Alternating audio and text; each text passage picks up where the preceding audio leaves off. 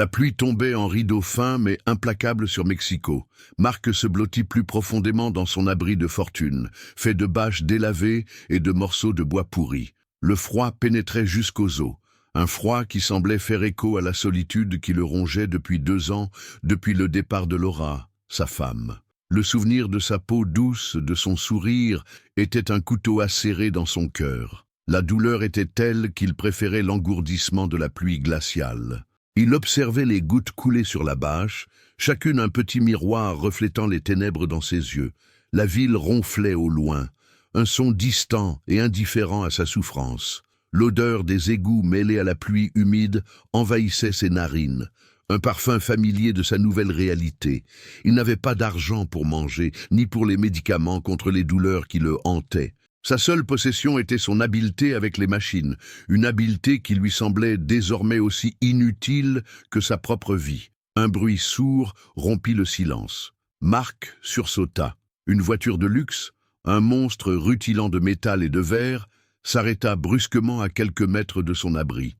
Le moteur gémissait, un son agonisant qui lui sembla étrangement familier, le son d'une machine implorant de l'aide.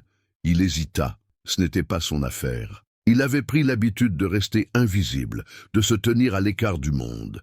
La portière de la voiture s'ouvrit, révélant une femme.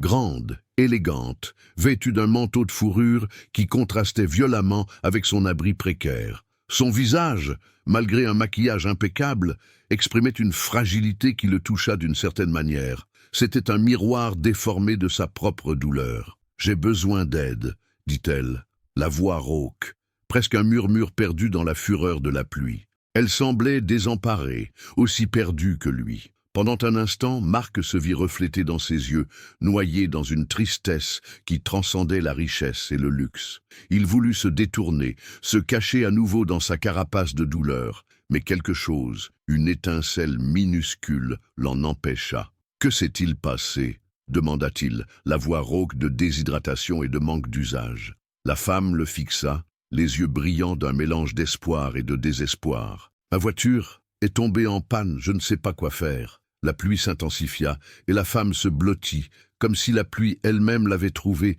et la frappait plus profondément que sa panne mécanique. C'était une image si fragile, si contraire à l'imposante voiture, que Marc ressentit un léger frisson de compassion, un frisson qu'il n'avait pas ressenti depuis longtemps. Un mince fil d'espoir, aussi fin qu'une toile d'araignée, commença à se former en lui.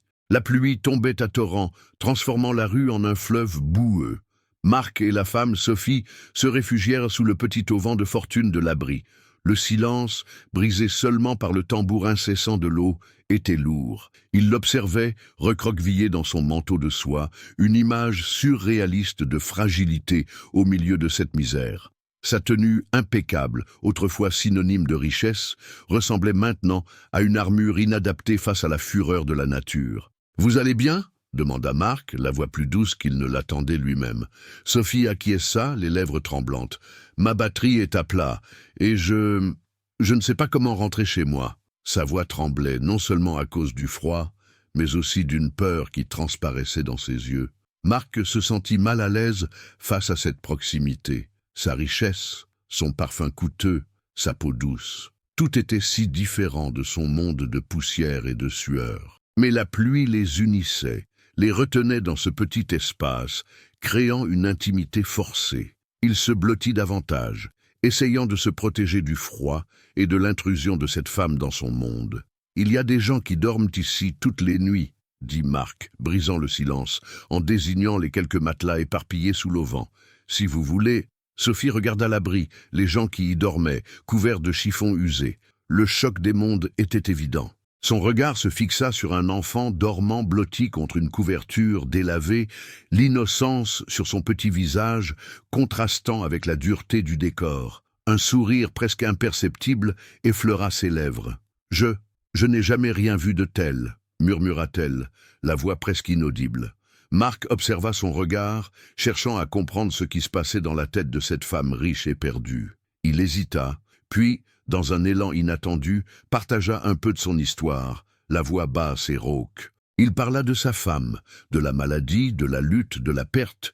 Il ne révéla pas tout, mais assez pour qu'elle entrevoie l'abîme qui le séparait de son ancien monde. Il parla avec la simplicité de celui qui n'a plus rien à cacher. Il s'attendait au rejet, à la répulsion, à ce qu'elle le repousse. Mais ce ne fut pas le cas. Sophie l'écoutait attentivement, les yeux fixés sur les siens, emplis d'une compassion authentique. Ce n'était pas la pitié condescendante des riches, mais une empathie profonde, qui semblait transcender les barrières de leur réalité opposée.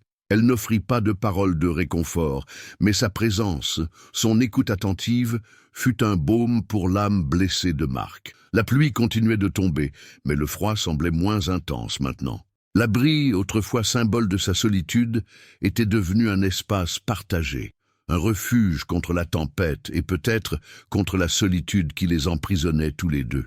Pourtant, en regardant le visage fatigué de Sophie, Marc remarqua un détail qui l'inquiéta. Une larme solitaire coulait sur sa joue, se mêlant aux gouttes de pluie qui tombaient sur son visage. Il comprit alors que sa douleur derrière l'élégance et la richesse était aussi profonde que la sienne. Et pour la première fois depuis longtemps, il sentit une faible lueur d'espoir, mais aussi une profonde inquiétude. Que se passerait-il lorsque la pluie cesserait? Le silence qui suivit la pluie fut plus lourd que l'orage lui-même. Marc observait Sophie, la larme solitaire marquant encore sa peau impeccable. L'image contrastait brutalement avec l'opulence de ses vêtements, créant une étrange et poignante dissonance. Il se souvint de sa propre épouse, de sa peau blafarde ces derniers jours, de la fragilité que la maladie lui avait imposée. Une douleur vive et familière le percuta. « Excusez-moi » murmura Sophie, la voix basse comme un souffle. « Je n'aurais pas dû me laisser aller. » Marc hocha la tête, la gorge sèche. « Ce n'est rien. Tout le monde a ses histoires. » Il hésita, le souvenir de son épouse l'étouffant. C'était comme si, à chaque mot, il revivait l'agonie de la perte. Mais quelque chose dans la tristesse de Sophie, dans sa vulnérabilité soudaine, le poussait à partager sa propre douleur. Il se mit à parler, la voix rauque, les mots sortant comme des pierres détachées d'une rivière asséchée. Il parla de son épouse, de l'amour qui les unissait, de la lutte désespérée contre la maladie, de la faillite qui l'avait englouti tout entier. Il raconta l'angoisse de la voir partir, le vide que son absence avait laissé. Il parla du poids de la culpabilité, de l'échec à la sauver, de l'échec à être un bon mari, un bon homme. Les larmes, contenues si longtemps, finirent par rompre la barrière. Sophie n'interrompit pas, elle écoutait seulement, le regard fixé sur le visage ridé de Marc, ses propres yeux brillants de larmes. Lorsqu'il eut terminé, un silence pesant régna entre eux, brisé seulement par le son doux de la pluie qui diminuait. Puis, Sophie parla, la voix tremblante. « Mon fils, il avait 5 ans. Un accident, une voiture. » Elle ne put achever la phrase, la douleur l'étouffant. L'image de la femme élégante et puissante s'effondra, révélant la fragilité d'une mère qui avait tout perdu. Elle raconta la vie vide qu'elle avait menée depuis, le travail qui la consumait mais ne la remplissait pas, la solitude qui l'entourait, même au milieu de la richesse et du luxe. La recherche incessante de quelque chose qui puisse combler le vide laissé par la perte de son fils, une quête qui la menait à un cycle infini de travail et d'isolement. Marc la regarda, voyant dans ses yeux le même désespoir qui le hantait, la même douleur, la même solitude. C'était comme s'il se regardait dans un miroir déformant, reflétant les ombres sombres de la perte, mais aussi une faible lueur de compréhension mutuelle. La pluie cessa enfin.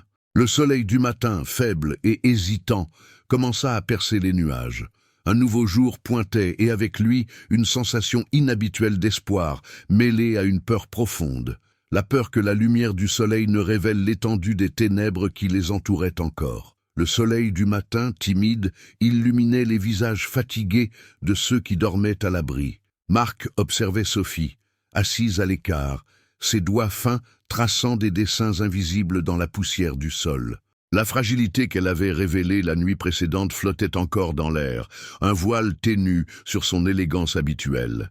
Il s'approcha, hésitant. « Vous avez bien dormi » demanda-t-il, sa voix rauque du sommeil et de la cigarette éteinte entre ses doigts. Sophie leva les yeux, un léger sourire aux lèvres. « Le bruit de la ville est un bon remède contre l'insomnie, » répondit-elle, la voix basse, comme un murmure. Un silence confortable s'installa entre eux, rempli seulement des sons de la vie qui pulsait autour. Marc observa la façon dont la lumière du soleil touchait son visage, soulignant la délicatesse de ses traits, contrastant avec la force contenue dans son regard. « Je crois que je n'ai jamais vu quelqu'un d'aussi seul au milieu de tant de monde, » dit Marc, les mots s'échappant avant qu'il puisse réfléchir. Sophie ne fut pas surprise. « Et vous, Marc, vous aussi, vous semblez porter un poids énorme. » La question était plus une constatation qu'une interrogation. Il soupira, s'asseyant à côté d'elle. « J'ai perdu ma femme, il y a 3 ans. La maladie a tout emporté. Mon travail, ma maison, tout. La douleur ancienne et familière revint avec force, mais cette fois, ce n'était pas un monstre qui l'engloutissait. C'était un souvenir douloureux, mais partagé. » Sophie toucha légèrement sa main. Un geste simple, mais chargé d'une profonde compréhension. « Je suis désolée, dit-elle, la voix étranglée. J'ai aussi perdu quelqu'un, mon fils, il y a 10 ans. » Les larmes qu'elle avait réprimées si longtemps commencèrent à couler. Marc ne la consola pas avec des mots. Il garda simplement sa main sur la sienne, un geste silencieux de solidarité. Dans le silence partagé, un lien se forma entre eux, un lien invisible tissé de fils de douleur, de perte et d'un espoir naissant. Il lui raconta la vie dans la rue, la lutte quotidienne pour la survie, la solitude qui le rongeait, et elle, à son tour, confessa la solidité vide de sa richesse, le vide qu'aucun luxe ne pouvait combler. La conversation coula naturellement, comme un courant qui brisait les barrières construites au fil des années. Observant les enfants jouant dans la cour du refuge, Sophie sourit, un sourire authentique qui illumina son visage et réchauffa le cœur de Marc. Il n'avait jamais rien vu d'aussi beau. Il me rappelle, commença-t-elle, la voix un peu défaillante, il me rappelle ce que j'ai perdu. Il serra légèrement sa main. Vous n'avez pas tout perdu, dit Marc, la voix ferme. Il y a encore du temps. Le soir approchait, peignant le ciel de tons orangés et violets. La pluie d'espoir qui avait commencé à tomber la nuit précédente semblait s'être transformée en un soleil de promesses. Ils se regardèrent, et dans le regard de Sophie, Marc vit une lueur de gratitude, et quelque chose de plus, quelque chose qui le rendait nerveux et plein d'espoir à la fois, une lueur d'attirance. Avant qu'il ne puisse rien dire, un cri d'enfant interrompit le moment. Mais l'électricité dans l'air, la promesse de quelque chose de nouveau, persista. La peur et l'espoir se mêlaient en son cœur, une sensation aussi intense que la douleur de sa perte. Le soleil commençait à se coucher, peignant le ciel de couleurs vibrantes, lorsque le silence de l'abri fut brisé par le ronronnement lointain de moteurs. 4 imposantes voitures noires s'arrêtèrent dans la rue poussiéreuse, leurs phares fendant la pénombre. Marc sentit une oppression à la poitrine, un froid qui n'avait rien à voir avec la brise du soir. Sophie, assise à ses côtés, sembla percevoir le changement dans son expression. « Ils sont venus me chercher, » dit-elle, la voix douce, presque un murmure. Mais ses yeux brillaient, non de joie, mais d'un étrange mélange d'appréhension et de soulagement. Marc fixa les voitures, la colère montant comme une marée. L'image de Sophie, élégante au milieu de cette pauvreté, le déconcertait. Sa gentillesse, le lien qui s'était créé entre eux, semblait aussi improbable que la pluie même qui avait apporté l'espoir à cette communauté. Le doute le rongeait. Était-ce une mise en scène, une expérience sociale avec lui comme cobaye ? Tu les attendais » demanda-t-il, la voix rauque. Elle hésita, regardant les enfants qui jouaient dans la cour, leur rire résonnant dans le calme du crépuscule. Je ne sais pas trop comment expliquer. » « Expliquer quoi ? Expliquer comment toi, une femme comme toi, apparaît dans ma vie, fait semblant de t'intéresser et puis disparaît à nouveau ?» La colère explosa, fendant l'air comme un éclair. Il se leva, la chaise grinçant sous le poids de son corps. Sophie se leva aussi, sa posture impeccable semblant se défaire un peu. La fragilité qu'il avait entrevue auparavant était maintenant plus évidente, comme une fissure sur la façade d'un bâtiment imposant. « Ce n'est pas comme ça, Marc. S'il te plaît, comprends-moi. » « Comprendre ? Comment puis-je comprendre ? Tu es venu ici, là où personne de ta vie ne mettrait jamais les pieds. Et maintenant, des voitures noires, des chauffeurs impassibles. C'est une insulte, tu sais, c'est une gifle au visage de nous tous. Il gesticula en direction de l'abri, de la communauté qui était devenue sa famille improbable. Sophie ouvrit la bouche pour répondre, mais Marc l'interrompit, la voix plus dure que jamais. « Pars, Sophie, pars et emporte tes voitures noires et tes mensonges avec toi.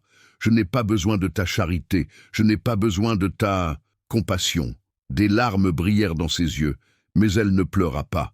Elle le regarda seulement, la douleur dans son regard aussi profonde que la sienne. Puis, sans un mot, elle se retourna et marcha vers les voitures, la silhouette élégante disparaissant dans les ténèbres qui approchaient. Marc la regarda partir, un vide glacial s'installant en sa poitrine, plus profond que n'importe quelle douleur qu'il ait jamais ressentie. La pluie d'espoir avait cessé, et il se sentait plus seul que jamais. Le silence de la demeure était assourdissant. Sophie s'y noyait, un océan de soie et de marbre qui l'étouffait. La décoration impeccable, autrefois symbole de réussite, était désormais le cruel reflet de sa solitude. Les portraits de famille, sourires figés dans des poses parfaites, semblaient se moquer de son malheur. Elle était revenue à sa vie, à l'opulence qui l'avait définie si longtemps, mais l'opulence ne la comblait pas. Au contraire, elle la faisait sentir encore plus vide. L'image de Marc, la rage dans ses yeux, la dignité de sa posture, même dans la misère, résonnaient en elle. Sa charité, pensa-t-elle amèrement, avait été aussi inutile qu'un faux bijou. Elle avait essayé d'aider, mais ses tentatives avaient été grossières, maladroites, aussi déplacées qu'un diamant dans un tas d'ordures. Elle tenta de lire, de regarder la télévision, mais rien ne la captivait. À chaque son de cloche, à chaque pas silencieux d'un employé, elle se sentait plus prisonnière de cette cage dorée. Le souvenir du refuge, de l'odeur de la nourriture simple et de la chaleur de la communauté contrastait douloureusement avec le froid glacial de sa propre maison. La joie authentique de ces gens, la solidarité au milieu de l'adversité, quelque chose qu'elle avait oublié qu'il existait. Elle prit le téléphone, hésitante. Elle avait besoin de savoir, elle avait besoin de comprendre. Composer le numéro d'un service social, qui, elle le savait, était en contact avec le refuge, semblait être la seule façon d'apaiser l'inquiétude qui la rongeait. La voix, au bout du fil, confirma ses pires soupçons. Marc allait plus mal, plus replié sur lui-même, plus silencieux. Son départ avait été un coup dur, un coup porté au fragile édifice d'espoir qu'elle avait, sans le vouloir, construit. La culpabilité la frappa comme un coup de poing à l'estomac. Elle n'avait pas seulement abandonné un homme, elle avait abandonné la petite communauté qu'il avait construite pour lui. Elle avait laissé derrière elle le résidu d'espoir qui fleurissait en ce lieu misérable. La nouvelle qu'il était plus malheureux à cause de son départ la frappa de plein fouet. Ce n'était pas seulement la culpabilité, c'était la terrible perception de sa propre insignifiance. Ses millions, son influence, son glamour, tout était inutile face à la solitude qui la consumait et face à la douleur qu'elle avait causée à Marc et à cette petite communauté. Soudain, l'opulence de sa maison devint un poids insupportable, un symbole de tout ce qu'elle avait perdu et de tout ce qu'elle avait laissé derrière elle. La pluie d'espoir qu'elle avait entrevue dans les yeux de Marc s'était transformée en une tempête de remords dans son propre cœur. Elle devait revenir, non pas pour offrir plus d'argent, mais pour s'excuser, pour tenter de réparer ce qu'elle avait brisé. Mais serait-il trop tard? Le doute, froid et tranchant, la perça. Le doute et la terrible certitude que la solitude, qu'elle pensait avoir laissée derrière elle au refuge, la suivait comme une ombre, désormais plus sombre et plus menaçante que jamais. Le soleil de Mexico tapait fort sur le visage de Marc, mais il le percevait à peine. Les mains calleuses et tachées de graisse serraient le tournevis avec plus de force qu'il n'en fallait. Il réparait une vieille radio, un autre objet trouvé dans les poubelles qu'il transformerait en quelque chose d'utile. La routine, douloureusement familière, le maintenait prisonnier de sa coquille de solitude. Le souvenir de Sofia, la femme qui lui avait offert de l'argent et l'avait laissé si profondément blessé, le hantait encore. Mais quelque chose avait changé. Sa visite, la façon dont elle avait observé la communauté, la lueur de remords dans ses yeux, tout cela avait semé une graine de doute dans son cœur endurci. Il entendit une voiture s'approcher, le moteur puissant coupant le bruit de la ville. Ce n'était pas n'importe quelle voiture. C'était le genre de voiture que seuls les gens riches conduisaient. Son cœur battit plus fort. Un mauvais pressentiment l'envahit. Il se prépara à l'humiliation, à une autre démonstration de compassion superficielle, mais ce qu'il vit, c'est Sophia sortant d'une voiture luxueuse, mais avec une expression différente. Ce n'était pas l'expression arrogante et distante dont il se souvenait, mais un mélange de nervosité et de fragilité. « Marc » dit-elle, la voix hésitante. Elle semblait petite, presque fragile, devant son atelier improvisé. Ses vêtements impeccables, si contrastés avec son propre aspect négligé, ne cachaient pas la vulnérabilité dans ses yeux. Marc la fixa longuement, sans parler. Il attendait des excuses, une justification, quelque chose qui puisse justifier sa fuite. Mais elle ne dit rien. Elle observa simplement les habitants du refuge, les enfants qui jouaient, les adultes qui discutaient, une atmosphère communautaire qu'il avait presque oubliée. Sophia rompit le silence, la voix basse et rauque. « Je dois m'excuser. J'ai été insensible, arrogante. Je n'ai pas compris. » Elle sortit une enveloppe de son sac. « Ce n'est pas de la charité, Marc.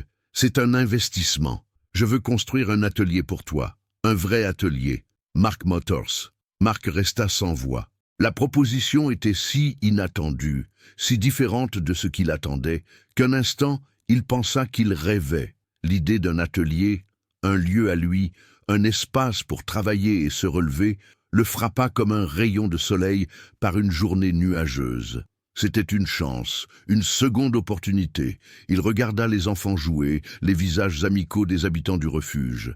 La communauté qu'il avait trouvée dans sa douleur, la communauté que Sophia avait vue, et peut-être enfin comprise.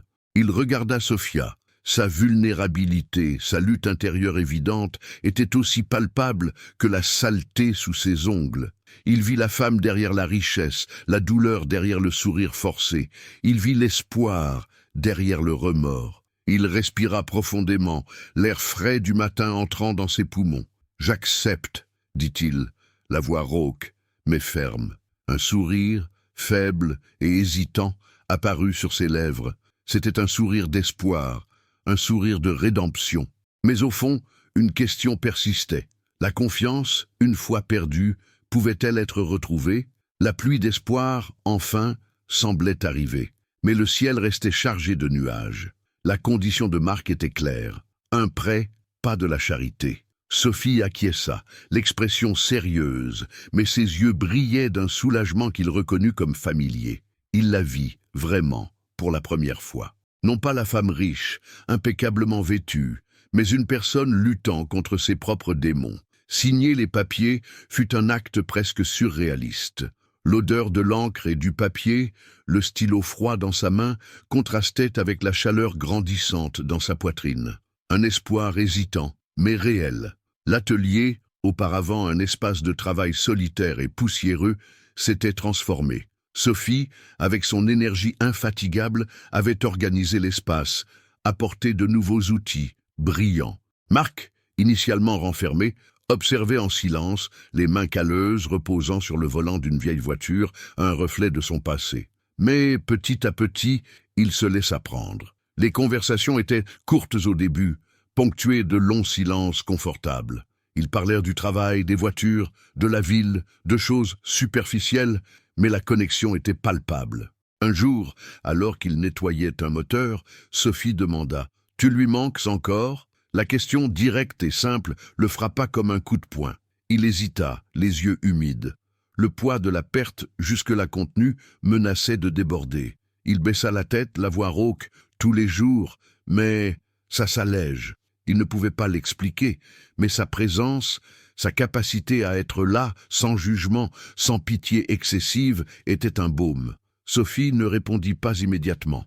Elle tendit simplement la main, la posant légèrement sur la sienne. Le contact fut bref, mais chargé d'une compréhension silencieuse, profonde. C'était comme si elle avait franchi une barrière invisible, touchant non seulement sa main, mais son âme. Dans ce geste simple, il vit non seulement de la compassion, mais une connexion authentique, une amitié inattendue et vitale. Le soir, au refuge, L'atmosphère était festive. Les enfants chantaient, les adultes riaient, partageant un repas simple. Marc observait la scène, sentant une chaleur qui ne provenait pas seulement du feu qui réchauffait les lieux, mais d'un profond sentiment d'appartenance. Il vit Sophie observer aussi, un léger sourire sur les lèvres. Elle s'approcha et murmura « C'est beau, n'est-ce pas ?» Il acquiesça, les mots coincés dans la gorge, des émotions confuses et merveilleuses l'envahissant. C'était plus qu'un atelier, plus qu'un prêt, c'était un nouveau départ. Mais le doute persistait, une ombre dans la lumière croissante de l'espoir. La confiance, une fois brisée, pouvait-elle être entièrement reconstruite? L'avenir restait incertain, mais pour la première fois depuis longtemps, Marc sentait qu'il avait le droit de rêver. Il regarda Sophie, et au fond de ses yeux, il vit la même peur, le même espoir, la même quête d'un nouveau départ. Et dans ce regard partagé, dans cette vulnérabilité mutuelle, il trouva une force qu'il ignorait posséder. La pluie d'espoir, bien qu'intermittente, commençait enfin à laver la poussière de son âme. Mais un nouvel orage se profilait à l'horizon. La réapparition d'un vieil ennemi, quelqu'un qui menaçait de détruire tout ce qu'il avait si durement reconstruit. 3 mois. 3 mois de sueur, de mains calleuses qui refusaient de trembler, de regards pleins d'espoir sur les visages des habitants du refuge, qui avaient maintenant un endroit pour réparer leurs vélos, leurs charrettes, leurs petites machines à coudre. L'atelier, un hangar improvisé mais plein de vie, était un succès retentissant. L'odeur de graisse et de métal chaud se mêlait à l'arôme du café frais, un parfum d'espoir qui embaumait l'air. Marc, les mains encore sales d'huile, souriait. Un vrai sourire qui atteignait ses yeux fatigués mais brillants. Il avait trouvé un but, un rythme, une raison de se lever chaque matin. Sophie venait tous les jours, non pas comme une milliardaire observant un projet caritatif, mais comme une amie, une associée, une partenaire. Elle apprit à changer une ampoule, à serrer une vis, à lire le bruit d'un moteur fatigué. Et Marc apprit à faire confiance, à s'ouvrir, à laisser peu à peu s'effondrer son armure de cynisme. La communauté du refuge avait accueilli Sophie, enchantée par sa simplicité et sa générosité. Les enfants l'adoraient, ses sourires francs brisant la barrière de formalité qu'elle portait. Un soir, après le départ du dernier client, et lorsque le silence de la ville envahit l'atelier,